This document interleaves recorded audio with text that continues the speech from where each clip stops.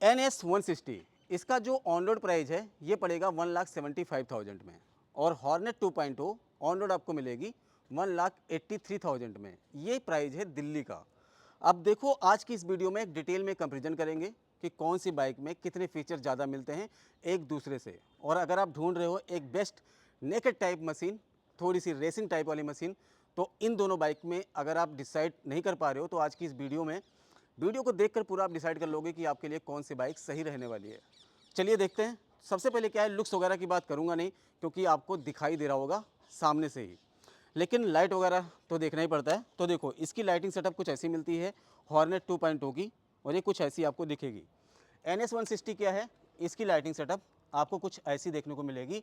अब NS वाली जितनी बाइकें आती हैं सारे एक ही पैरामीटर पे बनाई जाती हैं, same looks and design style पे बनाई जाती हैं। इसका जो वज़न है ये 142 किलोग्राम की है, इसका जो वज़न है 152 किलोग्राम का है, यानी लगभग 8 से 10 किलो का वज़न ज़्यादा है NS 160 में।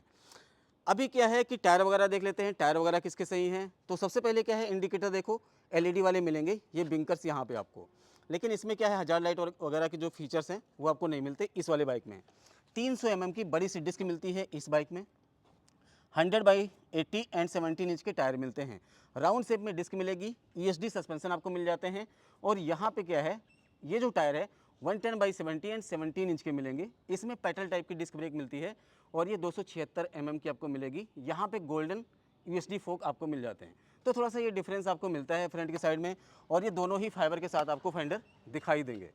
अभी क्या है, अगर मैं डिजाइनिंग एलिमेंट की बात करूँ, जो इसके इंडिकेटर हैं ये इतने ज़्यादा सेट हैं कि ये बिल्कुल भी फ्लेक्सिबल नहीं है।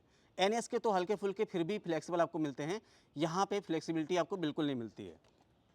इसमें क्या है कि आपको 1000 लाइट का बटन मिलता है, लेकिन एक फीचर्स और मिलते हैं। ये जो इंडिकेटर हैं ये ऑटोमेटिक ऑन रहेंगे, ये क्या है कि ऑफ नहीं होते हैं, लेकिन जब आप इंडिकेटर वगैरह दबाओगे, जैसे इधर का दबाया मैंने, तो ये इंडिकेटर कुछ ऐसे ब्लिंक करेंगे। ठीक है, तो ये आपको मिल जाता है। बाकी जो डिफरेंस और मिलेगा वो है इंजन में। ये जो इंजन है ये 184 सीसी का इंजन आपको यहाँ पे मिलता है, और ये ऑयल कूल्ड नहीं है, लिक्विड कूल्ड नहीं है, ये सेम एयर कूल्ड वाला इंजन यहाँ पे आपको मिलेगा।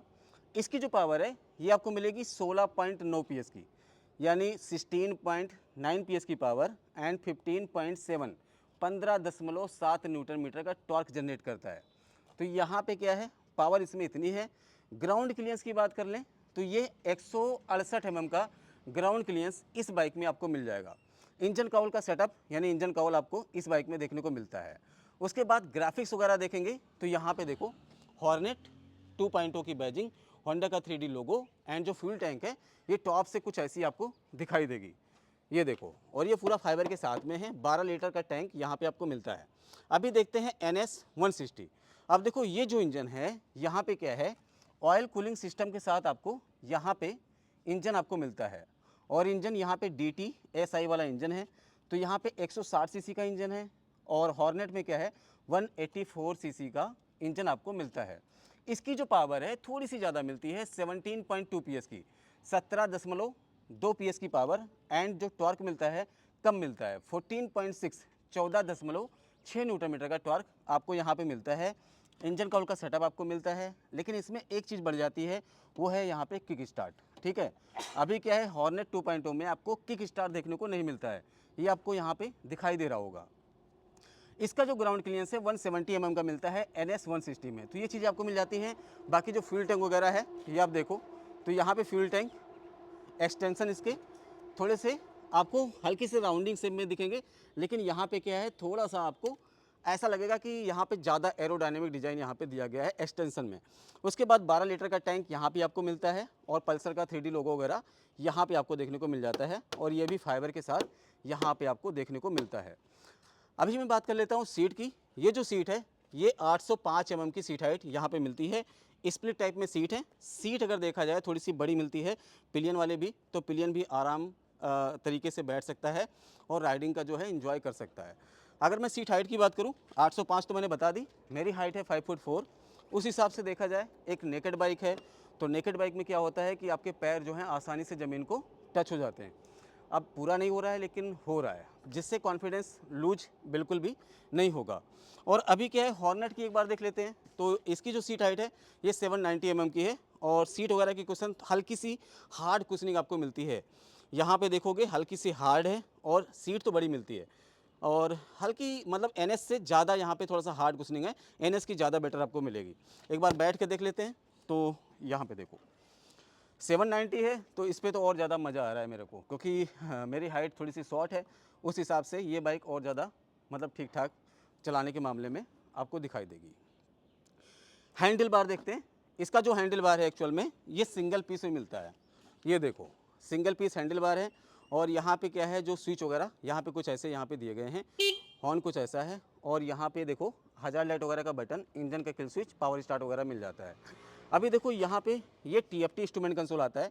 अब देखो होंडा क्या है कि एक ही TFT इंस्ट्रूमेंट कंसोल, चाहे अपनी सुपर बाइक हो उसकी, या फिर उसकी प्रीमियम सेगमेंट की बाइक हो, या फिर कम्यूटर सेगमेंट की बाइक हो, सब में एक ही इंस्ट्रूमेंट कंसोल देता है। तो थोड़ा सा यहाँ पे क्या है कि ज़्यादा कम करना चाहिए था, लेकिन यहाँ पे देखो सबसे पहला फीचर्स क्या बढ़ता है, डुअल एबीएस तो दोनों में आता है, लेकिन यहाँ पे ट्रैक्शन कंट्रोल आपको मिलता है, और गियर इंडिकेशन पोजीशन मिलते हैं। इस वाले बटन को दबाओगे तो यहाँ पे सेटिंग है, और इसके बारे में ज़्यादा बताने की ज़रूरत है नहीं मुझे, क्योंकि ये जो जितने फीचर्स हैं ये आपने बहुत सारी बाइकों में देखा है, चाहे SP125 हो, हॉर्नेट में भी देखा है पहले, है ना।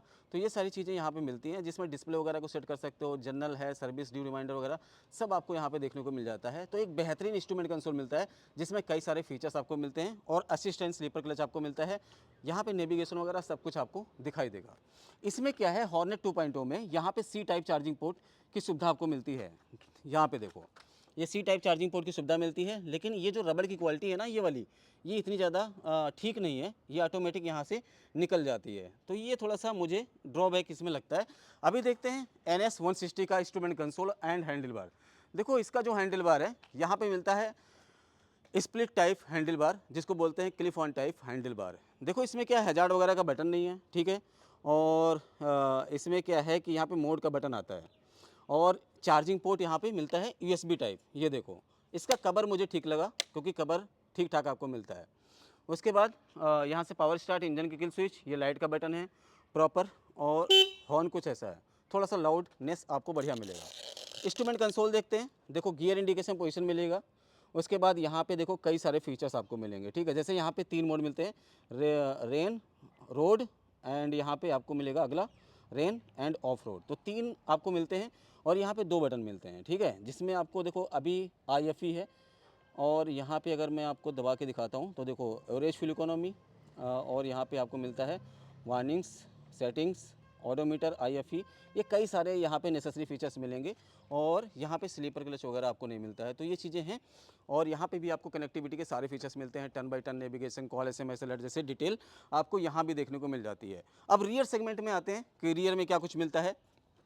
देखो यहाँ पे क्या है, एक तो एग्जॉस्ट मिलता है हॉर्नेट 2.0 में, और इसका जो टायर है थोड़ा सा ज़्यादा वाइड मिलता है, 140/70 एंड 17 इंच के, तो थोड़ा सा टायर की जो वाइडनेस है वो ज़्यादा मिलती है। 220 mm की डिस्क मिलती है विथ ABS के साथ में। मोनोशॉक सस्पेंशन आपको यहाँ पे देखने को मिल जाता है। और उसके बाद यहाँ पे देखो ग्रेव हैंडल स्प्लिट टाइप में दिए गए हैं, और बैक से प्रोफाइल कुछ ऐसी दिखती है। इंडिकेटर LED के साथ में है, और यहाँ पे कुछ ऐसा डिज़ाइन एलिमेंट दिया गया है। यहाँ पे क्या है, अभी एक्सेसरीज नहीं लगा है, तो एक्सेसरीज आप चाहो तो अलग से लग जाएगा, साड़ी गार्ड, लेडी फुटरेस्ट है ना, लेग गार्ड वगैरह ये सब लग जाता है। इसका जो अगर आप दिखाऊँ आपको, तो यहाँ पे क्या है, इसकी जो टेल सेक्शन है ये कुछ ऐसी आपको दिखाई देगी, ये आप देख लो। और यहाँ पे ग्रेव हैंडल कुछ ऐसे हैं, थोड़ी सी ज़्यादा स्लिम ड्रीम टाइप की यहाँ पे दी गई है, और यहाँ पे डिजाइन एलिमेंट कुछ ऐसा है। इसमें टायर हैगर जैसे ऑप्शन दिए गए हैं, और इस साइड से देखोगे तो साड़ी गार्ड, लेडी फुटरेस्ट ये एक्सेसरीज का पार्ट होता है, लेकिन यहाँ पे लगा के फिट करके दिया गया है। लेग गार्ड इसमें लगा ही है, साइड स्टैंड, मेन स्टैंड आपको दोनों देखने को मिलता है इस वाली बाइक में। मोनोशॉक सस्पेंशन आपको यहाँ पे देखने को मिल जाते हैं। अब साउंड सुनते हैं कि साउंड किसका बेहतर है, तो एक बार NS को स्टार्ट करते हैं, और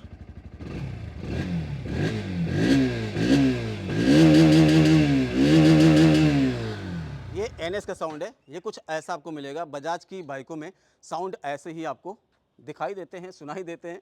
और अभी क्या है, हॉर्नेट की साउंड एक बार सुन लेते हैं। यहाँ पे एग्जॉस्ट है, तो थोड़ा सा